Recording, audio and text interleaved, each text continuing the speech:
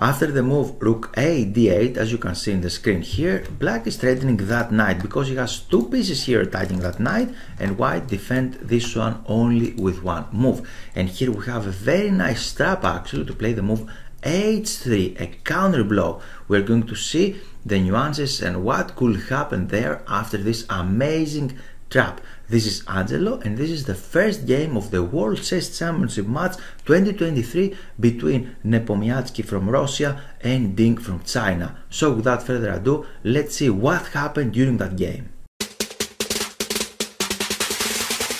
And now let's talk a little bit about the tournament situation. It is a match between these two players. They will play 14 classical games, and the first who will get 7.5 points, he will win the match. They will have 2 hours for the first 40 moves, and in the next 20 moves they will get additional 60 minutes. After this they will get more 15 minutes, and after the move 61 they will get 30 moves increment per move. They will not get this increment before that. So we're talking about 7-hour game, and we have some tie breaks. Katie here introduced to us the main hall. It's a very nice area actually in which they are playing the tournament. And another important question is what happened to Magnus Carlsen. Magnus played the game, the World Chess Championship match 2021 with Nepomniachtchi, and after this he stated that he will not play again, but only with another opponent of Alireza Firouzja. He would like to play against Alireza Firouzja only, maybe because he would like to increase the fans or something like this. I'm not totally sure. However, on July 2022 he decided to say officially that he is not going to play, and for that reason FIDE replaced him with Dean Lear. We have two incidents actually matching to our situation. In 1948, Alexander Alekhine passed away. He was the current world chess champion, and accidentally he passed away. So after this we need to find a new world chess champion, and FIDE created this round robin tournament with 6 players, and they played to Moscow, and the winner of this one was Botvinnik. Another incident was in 1975, in which Fischer was the world chess champion, and he refused to defend his title actually against the Karpov because he asked for some rules to change to FIDE, and FIDE declined this offer actually, and Fischer said, I'm not going to play. One of the rules was he suggested to change the time control, and he said we would like to get time in each move, and FIDE didn't accept his suggestion. But after the World Chess Championship match, Korchnoi Karpov, actually FIDE add this rule, and for that reason we have this right now to add some seconds in every move. Now let's check the game.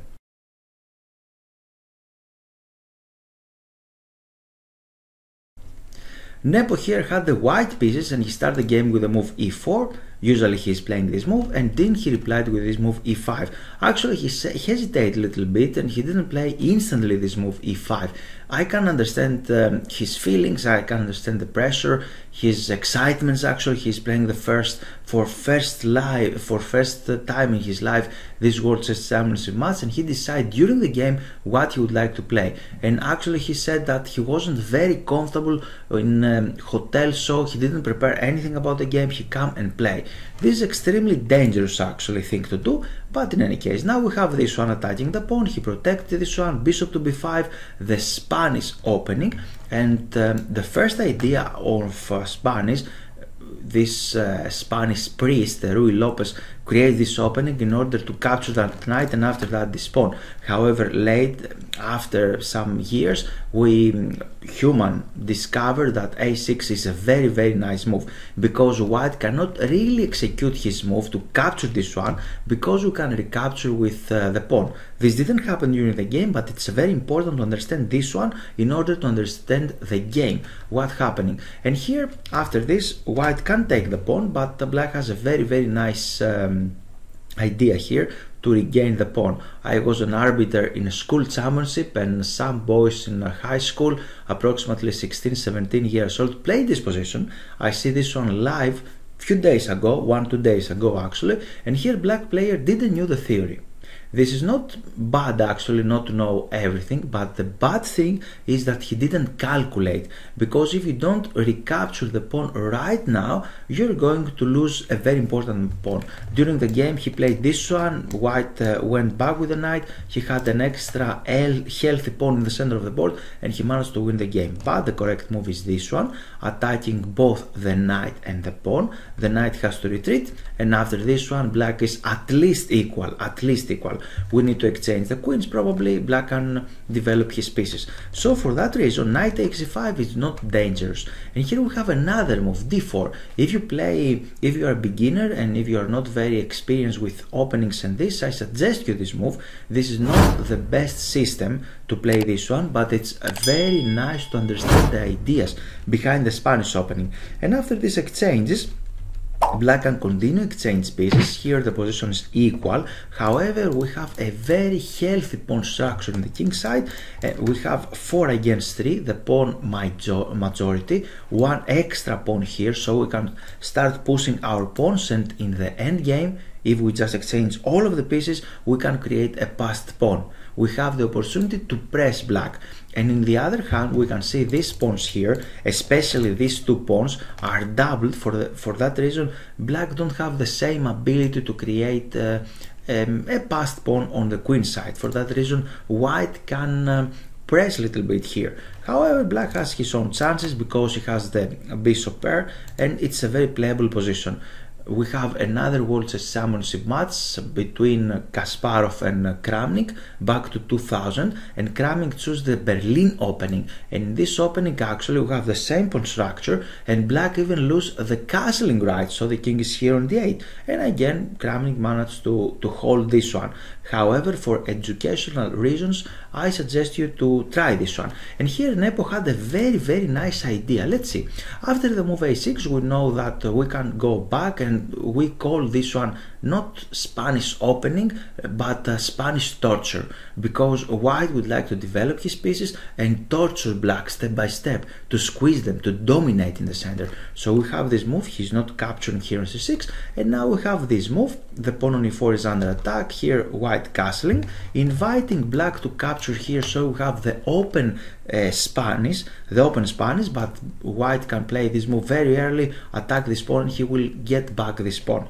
Now we have a very interesting option by black. He played this move bishop to e7. We have other moves here like d6 or b5 first of all. But he chose the move bishop to e7 because he would like to keep this pawn on d7 in its initial square. Why?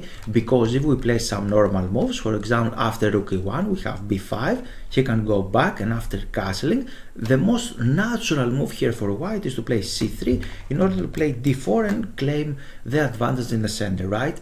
However, remember that black keep this pawn here, so we have the martial attack, the only system that black plays, and we don't call it a defense, we call it an attack. Usually when black choose a system, we call it a defense or something, but here we have some attacking ideas. Black is sacrificing the pawn, this pawn, because we will have some exchanges here. White can take on e5, and after this black will have a very active position, and mainly because of weakness on that square on d3, he will have some compensation for the pawn. We have other ways to avoid this one. For example, we cannot play there, we can play d3 or a4 or h3 here to avoid this martial attack. This called, all of the systems calls anti-martial systems. However, here Nepo, he didn't play rook e1, he just captured the knight. It's not the most popular move, but he did this one right now. He lost the tempo. However, after the move this one, here we have some options. He had an idea in mind. He would like to confuse his opponent actually. One very strange idea, the second most popular move here, is queen e1. It looks strange, right? However, the idea is to protect that pawn, and after that play something like b3, bishop here, try to attack or capture that pawn on e5, and they will play a game. During the game, Nepo played this very nice move, rook d1. This is the third more popular option. Very nice, I like what he did actually. He's continuing threatening that pawn, he protects his pawn, and Ding himself after the move d3, played another game with another great player. d3 is a very logical move actually, because we are continuing threatening this one, opening up the bishop, and we would like to establish our pawns on light squares so the bishop can move around easily, right? This is the idea behind d3 move. And after knight d7, he played the game against Carlsen. Carlsen was with the white pieces and Dean with black. I'd like to show you this game because it is extremely interesting. Knight here, castling, a5, a4, try to get little more space on the queen side. Now we have this move, so white's idea is to play bishop b2, knight c4, try to attack that pawn, and in the right moment to play a maneuver with the knight in order to strike with f4. Very creative and natural plan. And what is black's idea actually? After the move knight d7, he would like to place the knight on f8 or on f5. He can protect this pawn actually, and after this maneuver he will transfer the knight on e6, and after this he can play something like c5 and knight here to control the center. It's a little slow, but the center looks closed, right? So we have b6, f6, and if you know all the typical moves, after this it's very easy to continue the game. Now he played knight c5 in this game, knight to f5, knight e6, aiming to this square, so we have knight c4, b6, try to overprotect everything, try to liberate a little bit his bishop, maybe he can exchange if it is necessary, and now after this take he captures with this one, and knight e3. Again, he just exchanged one pair of knights, and now he is aiming to this square, f5, and of course didn't allow Carlsen to go on f5 by playing this move. We have bishop b2, c5, and you can see the strategy, right? Now the strategy reveals, and black has a very nice position because he can place his knight in the center of the board, the bishop can go there, the rook can go in the center of the board. We have a very nice and solid position.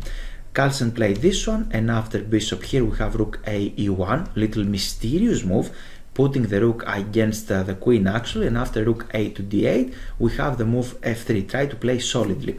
Here black didn't face any problems and he played something really cool. I explained this idea on my course 11 positional chapters, and there in that course we talked about the king and the Petrosian king. Petrosian, another world chess champion, did this maneuver actually many times. What black would like to do here? Black would like to attack actually. He would like maybe to play something like this one, try to liberate the bishop, but if you start pushing your pawns in front of your king will be weak. What are you going to do? And then here play this move, king to f7, with the idea to go here, there and here, to slip away to go on the queen side and liberate the king side. So he would like to attack in the king side.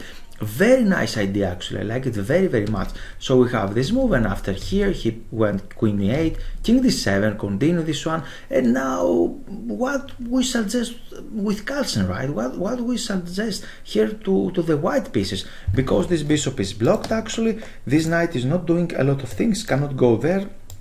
If he goes here we can eliminate it if we like actually, and we cannot really play very actively with the white pieces. So for that reason he played that one, tried to liberate his pieces. He is going to give up the exchange. After this he has to take with the rook, and after that he played knight to g4, and suddenly he has some activity because a lot of his pieces are attacking there, so he is going to take back one or two pawns. We have g5, now here queen e6, another amazing move here, and actually even these players close to 2800s cannot see anything actually. Computers are much stronger. During the game he played that one, but an amazing move here, really nice move is this move c4, really cool move, because if we don't do anything at all, black would like to play the move c3 actually, and after this we have this double attack, attacking the king and the bishop, so he's going to win material. And if he just after c4 he just captures here for example, then we can play f5, and here you can see another tactic, because we are threatening that pawn, liberating the bishop, threatening the knight. He cannot really take there because the queen is pinning the pawn, the rook is hanging, and here black is completely winning.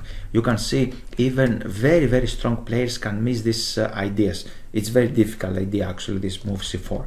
And now he played that one. We have this take, king went back, and after this one you see Carlsen captures that pawn, but now we have this very nice move f3, and black has the initiative because this knight looks a little stable here thanks to this one, but he would like to liberate this one to destroy a little bit the structure in front of the king, and he cannot really take because rook there is coming. He will create this pin on the g file. So we have the rook here, he played this one, giving back the exchange in order to activate all of his pieces and create an attack. We have the exchanges, he went here and check, of course. He don't like just to exchange queens, we have a check.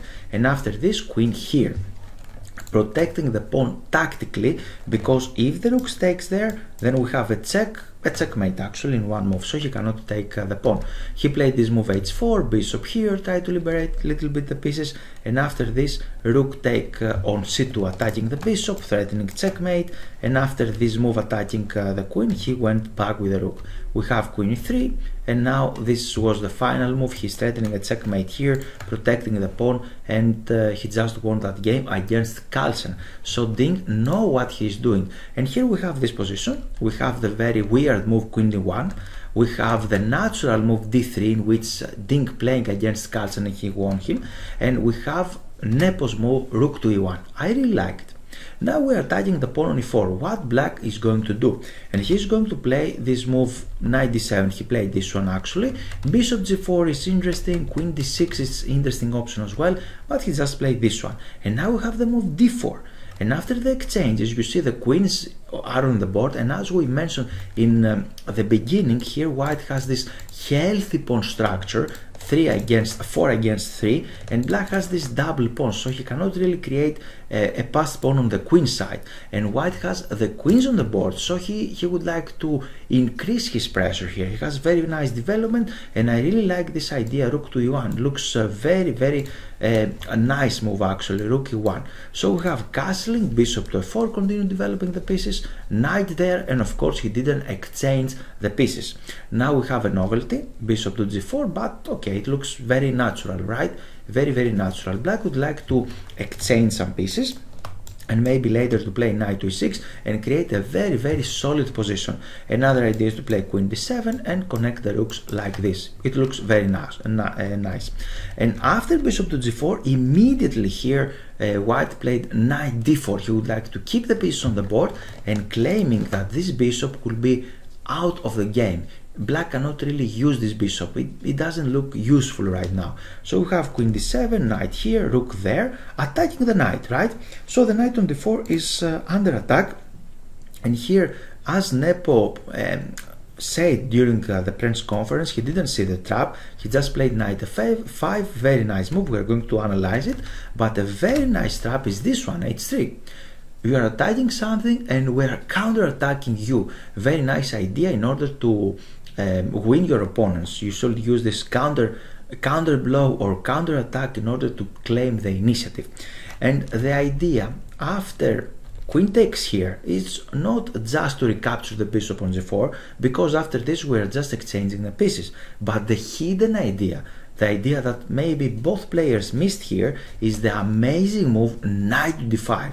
Really cool, because now we are cut off the connection of these heavy pieces by putting the knight there. We're attacking the rook, and what he's doing, we're attacking the queen, and he has to take here the queen on e3, right?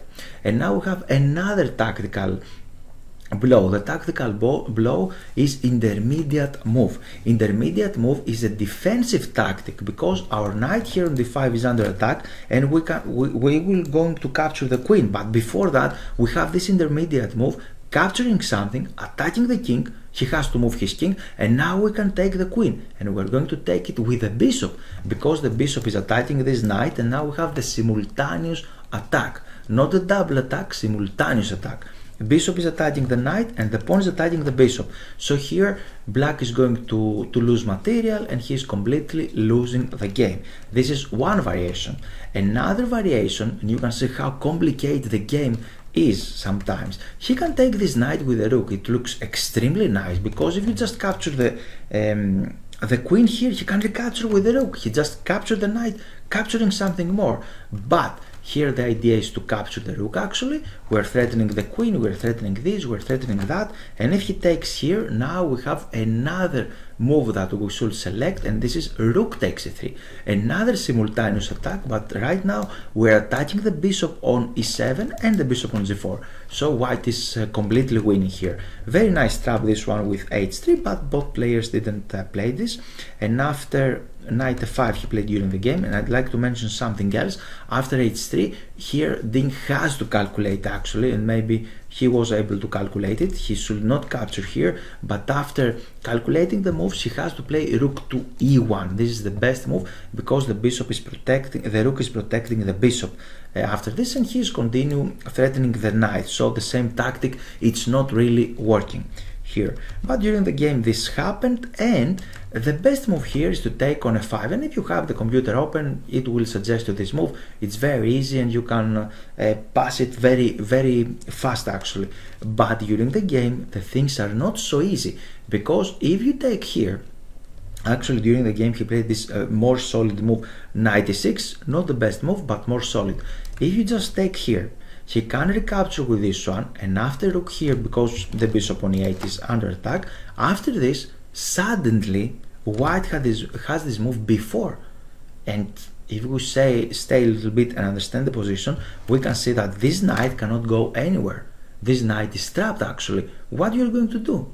And Anand, Viswanathan Anand, another world chess champion who commented live this game actually, he pointed out the very nice move knight a4, sacrificing the knight, distracting the white knight from the center of the board. And now we have another tactical idea, discover attack, take there. And now the rook is attacking the queen and the bishop is attacking the rook. Simultaneous attack, discover attack, attacking the queen, and you can see how tactics are working during the game. So black is completely winning here.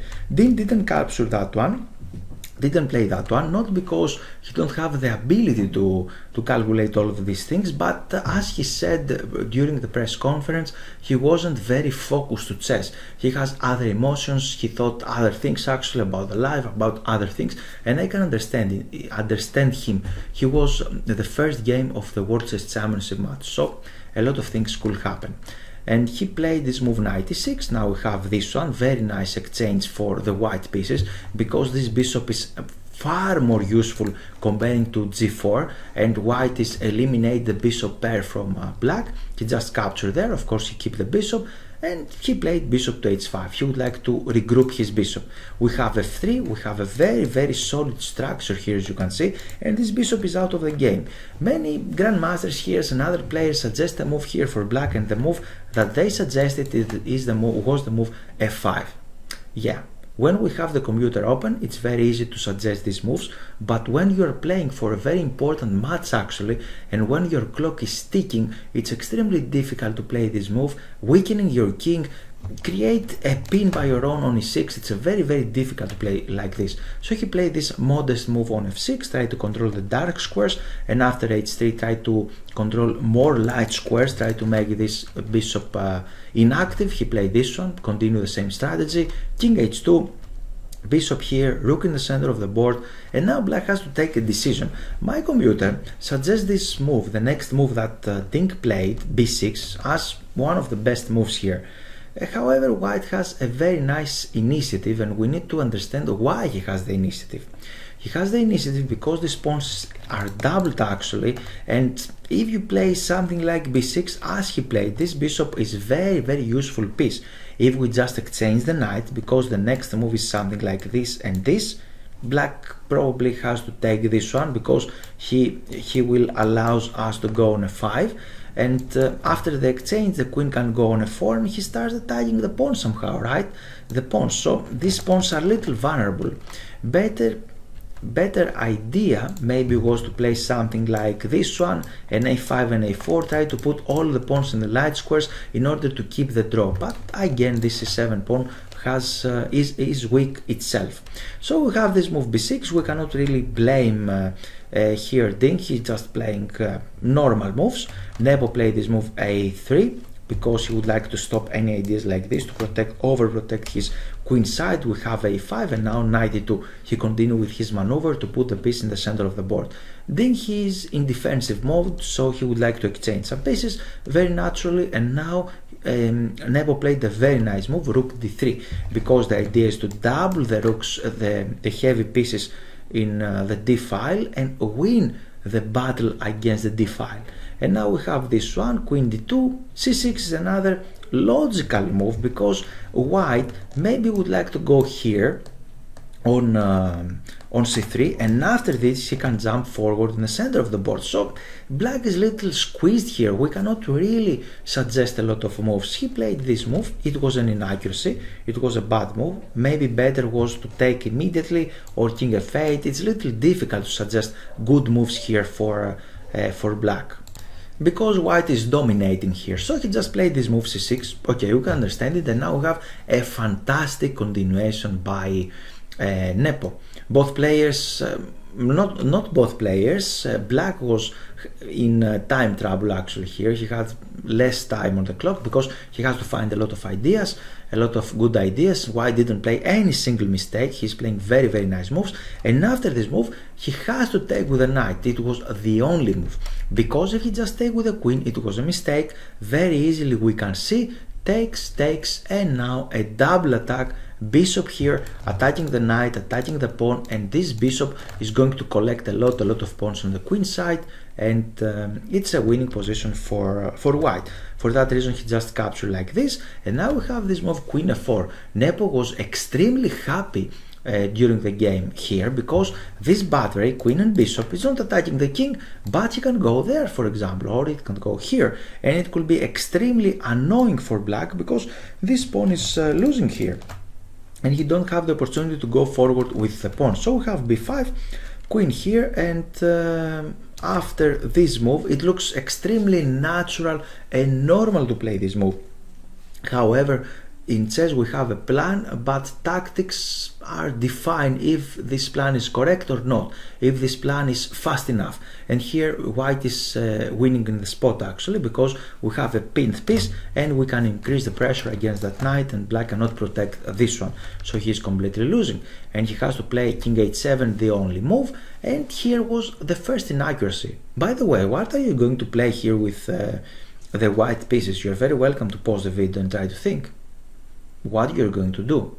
During the press conference, Nepo wasn't sure as well. He didn't recognize if he just collect one of the pawns, or if he should continue with domination. For example, he should continue dominating the enemy pieces, or he can take one of the pawns. For example, bishop here is going to collect this pawn, or bishop there, he can collect this pawn. Actually, he has a lot of ideas actually. He didn't have huge time on his clock. He wasn't in very time pressure, but he felt the pressure here. He felt the pressure, and he didn't choose the first. He didn't choose the best option, and we're going to explain why. He just played this move, bishop on d6, and it was the first inaccuracy during the game. Black played this one, but the best move was bishop to c7. And now let's understand why he didn't play this move, because if he plays there, he's attacking the knight. This is the only move, and now he can capture the pawn.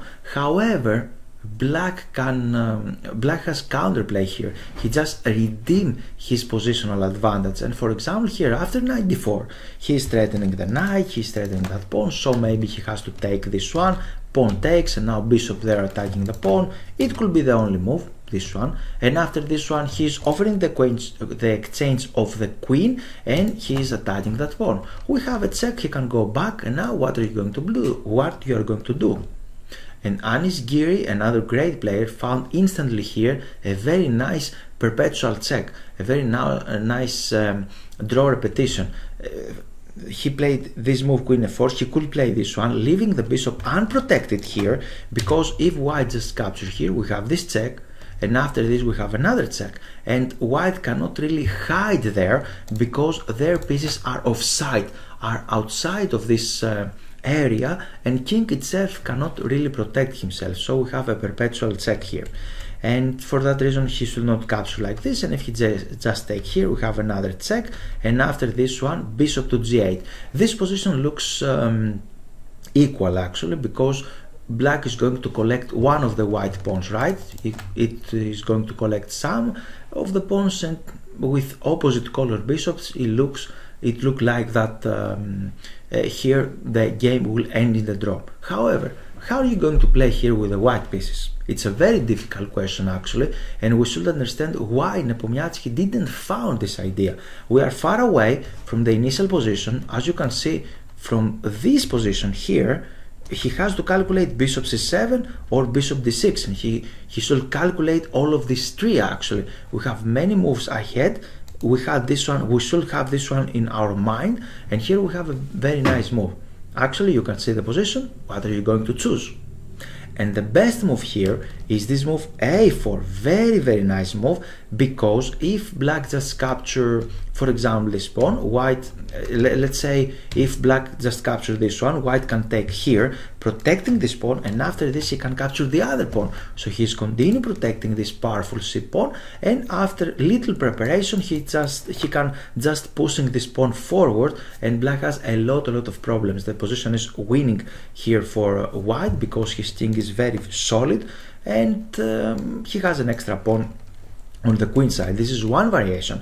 Another variation is what will happen after queen takes here. So we have a pawn race here, and you need to calculate in ahead, because we need to play here, and after this we have to play a6, and after before calculation should continue, we have to play this one here, after this here, and creating a new queen, and now we have another queen, and you see we are in a position in move 42 right now, and he just played bishop d6 in move 29. We are far away, and white is completely winning here. It's not easy to foresee all moves, and now white is winning. Why? He don't just like to exchange the pieces, but he has something else in mind. It is a checkmate in 4 moves, and he can perform this checkmate like this, and after this we have another check and another check, and after this we have the final checkmate. Again, you can see black has 2 queens, but these queens are offside, outside of the game. They cannot help their king. For that reason we have this checkmate idea, and as we can understand, we have a lot of variations here to calculate, a lot of different continuation, and it's not easy to see which of these moves are the best. Bishop c7, and after this take here, and here we just analyze one possibility, and the one possibility is knight d4. We just analyze. We have another one actually, queen d7. Why white just redeemed himself? He redeemed the position actually. He just captured material, and now black has some ideas like this one, queen d1, try to attack the knight, try to attack this one. So for example, here we have this one attacking the knight, and after this we have some exchanges, queen take there, and white again is winning, but it's not easy to foresee all of these moves. This is very instructive actually, how white is winning. By the way, what are you going to play here with the white pieces? You have 2 different, completely different ideas in order to win. The first one is to play a check on f5 because you are attacking the king, and after this you can collect any pawn you like, a c5 or the c6. For example, you can collect this one instantly, or you can give a check there and collect the pawn on c6, and he's continue collecting some pawns because the queen is extremely active, and white's position is very solid. And another idea actually to win this position is this very instructive move e5, very nice, because we have opposite color bishops, but this is not an endgame. We have a strategical endgame right now. We have some attacking opportunities, and white's idea is to eliminate this pawn, just to exchange this one, so the queen can go on this line, and after this he can start attacking the king like this. The queen will attack on g7. And this is when we have opposite color bishops. I'm creating a new course right now with Grandmaster Sergei Kasparov, and one of the chapters is this one, how to attack with opposite color bishops. Extremely important idea. It will be ready after some weeks, hopefully. So for that reason, here Nepo played this inaccuracy, bishop d6, and after queen here, he can just capture this pawn, but again queen here only to try to have some counterplay. He didn't like that one, and he played the move knight to g3. Try to put his piece in the center actually, and he will get this pawn later. So we have knight e6. The most accurate prophylactic move here was c3, try to stop this idea knight to d4, but he played this move f4. And here once again black played a very natural move, very nice move, h5, try to stop the enemy pawns in the light squares, or try to exchange as possible pawns are much pawns are possible. For example, after g4 he would like to exchange some pawns, this is the idea. But once again the best move here, very difficult even for 27 players to calculate, and I'm not joking about that, because we have computers and we can compare what he analyzed and what he missed actually. Knight d4 is the best idea, extremely difficult to find because you're sacrificing a pawn on c5, you can capture there, and after this, what are you going to play with the black pieces? What do you think? Very difficult, because I saw one video from Daniel Dubov, one of the best players in the world, very talented, very nice player, and he just suggested this move queen d2, and this move queen d2 is losing. The idea is correct because we would like to create some counterplay. We're keeping an eye here, we're threatening knight e1 to create a threat there or to give a check there. However, white is completely winning here. Can you find how white is winning? And in order to win, we just need to create some attacks. The best or threats. The best threat is a checkmate threat. How can we do it? Queen to f8. And now we're threatening a checkmate here, and we're threatening the bishop. For example, after this we can go back, we can give another check, but this time the bishop is open from c5 and we can block this check. So we're continue threatening this one, we're threatening the bishop, and here white is completely winning. For that reason, in this variation we should not play queen d2, we should play knight e1. It is the same idea but in different move order, and we learn in the first school, actually in the first year when we are learning chess, in approximately 5th, 6th lesson, the favorable exchange, when we can capture a piece that we would like, and in this one we learn the correct move order. The correct move order is extremely important, and it's not so easy in every situation. We should change a little bit the move order in order to play the correct moves. And now this knight is extremely active, the queen is protecting this one, and in the next move black is threatening this one, knight on d2, because here if you just play the same idea, queen f8, try to checkmate. Right now we have bishop to d6, bishop g6, and we're threatening that knight, the queen is protecting there, and everything is just fine for black. Or if you just play this one, try to stop this queen d2 idea, we can exchange, and now the very difficult move is knight to d3, because we're threatening that pawn.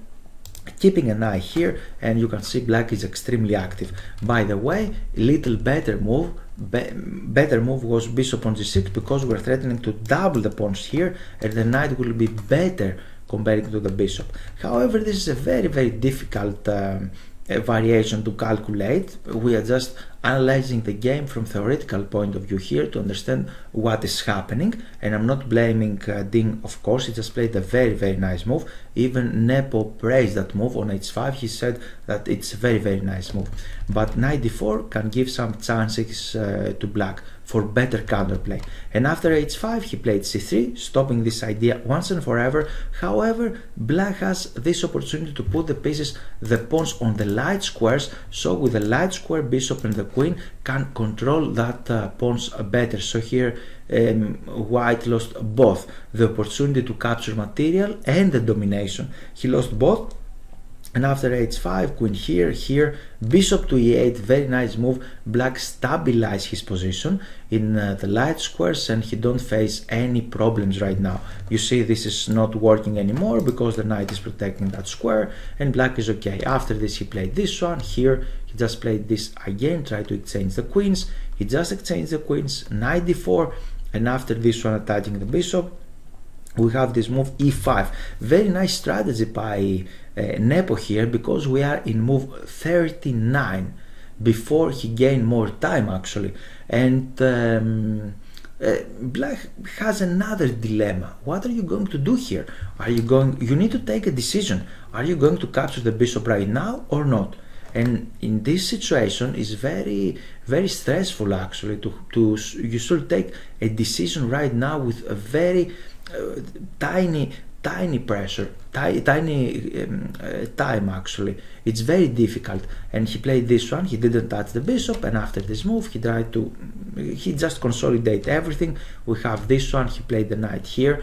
Another little tactic. Now he has more time on the clock, and he just calculated, because he can give this one and the knight can jump there, and he's going to collect the b2 pawn. So after this he played here, there, the moves are very nice, very natural, and after this check he just captured here. He keep the piece on the board, bishop there, knight here, and he just collect back the pawn, and unfortunately white cannot go forward, cannot continue pressing here, and the position is completely drawn. After these moves he just agreed to the draw. Actually, this was the first game, very, very fighting game. I hope you understand everything here, a lot of tactics and a lot of cool games are coming. So please subscribe to the channel and see you soon. Thanks for your time, and I hope you enjoyed the video. Here it's time for action. This is the initial page of my website, and here you can click Give me access to get access to free lessons. You can read this page, and if you scroll down, here you can add your name and your email. After that, you're going to take a free lesson how to avoid chess blunders. So time for action is now, and you're very welcome to join my mail list.